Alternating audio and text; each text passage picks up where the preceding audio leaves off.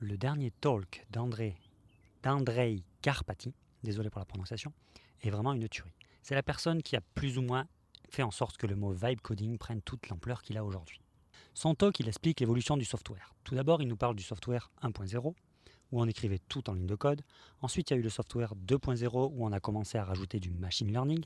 Par exemple, il en parle quand il travaillait chez Tesla pour la vision de leur voiture autonome. Et aujourd'hui, on arrive au software 3.0, où les LLM, avec l'ajout de tools, deviennent le cœur de beaucoup de systèmes, ou du moins vont le devenir. Imagine les LLM comme des operating systems, comme Windows, comme Mac, comme Linux, avec différents providers. Et les différents providers sont Anthropic, Gemini, OpenAI ou tous les modèles open source qui existent, comme toutes les distributions de Linux open source qui existent. Et de là, tu crées ton app tout autour de ce LLM, comme aujourd'hui les applications sont créées tout autour des operating systems.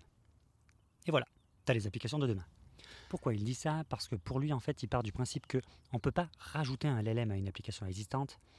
Comme l'LLM, c'est un nouveau paradigme, il faut construire les applications autour des LLM. D'où le fait de considérer les LLM comme des operating systems ou des OS. Et donc aujourd'hui, si tu as une application que tu utilises au quotidien, dans ton travail ou dans ton truc perso, qui a un design d'un ancien temps, si elle répond à un besoin mais qu'elle te frustre parce qu'elle n'est pas au goût du jour ou pas aussi rapide qu'elle devrait l'être. Et dis-toi que ça, avec l'arrivée de l'LLM aujourd'hui, c'est une possibilité de business énorme. Parce que tu ne dois pas être le seul à avoir ce problème.